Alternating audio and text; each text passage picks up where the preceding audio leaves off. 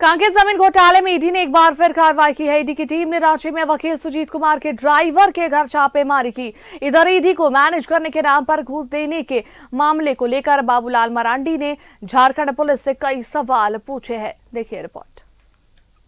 जमीन घोटाला मामले में ईडी ने एक बार फिर कार्रवाई की है। ईडी की टीम ने रांची के सुजाता चौक स्थित वकील सुजीत कुमार के ड्राइवर प्रदीप गुप्ता के घर छापेमारी की। वकील सुजीत कुमार पर ईडी को मैनेज करने के नाम पर करीब 6 करोड़ रुपए घूस लेने का आरोप है। जमीन कारोबारी संजीव पांडे ने इसे लेकर 15 ओपी में मामला दर्ज कराया है।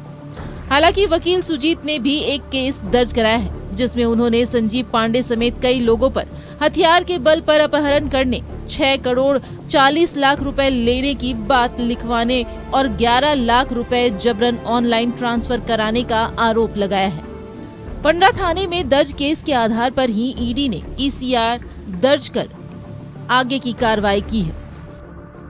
ईडी के मैनेज करने के मामले को लेकर के पिछले दिनों ईडी के द्वारा जो है वो छापेमारी की गई थी और ईडी लगातार इस पूरे मामले को गंभीरता से लेते हुए चीजों को खंगाल रही है और कड़ियों को जोड़ने का काम किया जा रहा है। हम इस वक्त रांची के सुजाता चौक के पास पहुंचे हैं, जहां पर ईडी के जो तमाम अधिकारी हैं वो एक प्रदीप गुप्ता नामक व्यक्ति के घर पर पहुंचे हैं। प्रदीप गुप्ता बताया जाता है कि सुजीत जो की अधिवक्ता है, उनके ड्राइवर हैं, उनके ठिकाने पर ईडी की टीम जब पहुंची तो वहां पर कई तरह के दस्तावेजों की जहां एक तरफ जांच करी है, डिजिटल डॉक्यूमेंट्स की भी जांच किया जा रहा है। पिछले दिनों जिस तरह के मामले सामने आए थे, इसी मामले को लेकर के जो है ईडी जो है पूरे मामले पर कार्रवाई में जुट गई। हम जो घर दिखा रहे हैं ये प्रदीप गुप्ता का घर है, जो सुजीत का गाड़ी चलाने की बात सामने आ रही है। हालांकि इस पूरे मामले को लेकर के अगर हम आपको बताएं तो पिछले दिनों जिस तरह से ईडी को मैनेज करने के मामले को लेकर के जो छापेमारी की गई थी, जिसमें मौजूदा कांकेर सीओ के साथ साथ पूर्व नामकुम सीओ और धनबाद डीटीओ के साथ साथ कई के ठिकाने पर यह पूरी कार्रवाई की गई थी। इस कार्रवाई के दौरान जो है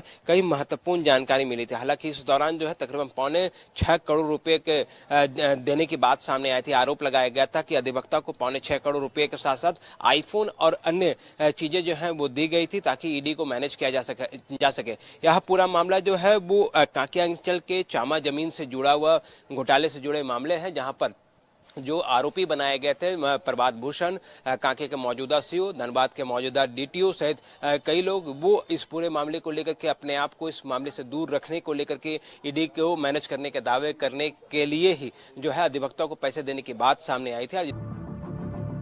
इस मामले में पिछले दिनों ईडी की टीम ने रांची और धनबाद में छापेमारी की थी। रांची के 15 में वकील सुजीत कुमार के कार्यालय पर ईडी ने छापेमारी की, जबकि हेसाग में जमीन कारोबारी संजीव पांडे के ठिकाने पर छापा मारा था। वहीं बरियातू के राधे कृष्ण गार्डन में भी ईडी ने कार्रवाई की थी।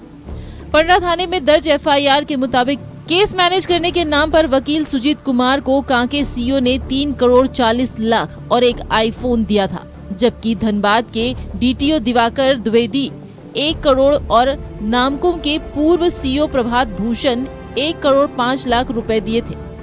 पूरे मामले को लेकर बाबूलाल मरांडी ने झारखंड पुलिस पर सवाल उठाए हैं। एक्स पर बाबूलाल ने पोस्ट कर कहा है कि मीडिया के सूत्रों से मुझे जानकारी मिली है कि पिछले 4 दिनों से रांची की पुलिस वकील सुजीत और शिकायतकर्ता संजीव पांडे को हिरासत में रखे हुए है। बाबूलाल ने कहा है कि घूस लेना और देना अपराध है, लेकिन अब तक घूस लेने देने वाले किसी भी सीओ पर कोई कार्रवाई की सूचना नहीं मिली है। पुलिस पिछले 5 दिनों से गैर कानूनी हिरासत में रखकर इन व्यक्तियों के साथ क्या कर रही है? पुलिस को इसका जवाब देना चाहिए। उन्होंने कहा कि अगर मेरी सूचना सही नहीं है और ये दोनों हिरासत में नहीं है तो पुलिस इसका खंडन करे, अन्यथा पुलिस स्पष्ट करे कि किसी व्यक्ति को न्यायालय की अनुमति के बिना 5 दिनों से हिरासत में रखना गैर कानूनी है या नहीं। न्यूज़ 11 भारत के लिए रांची से इमरान के साथ ब्यूरो रिपोर्ट।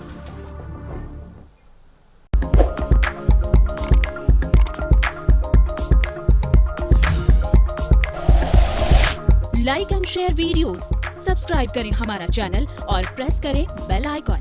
न्यूज़ 11 भारत, सच है तो दिखेगा।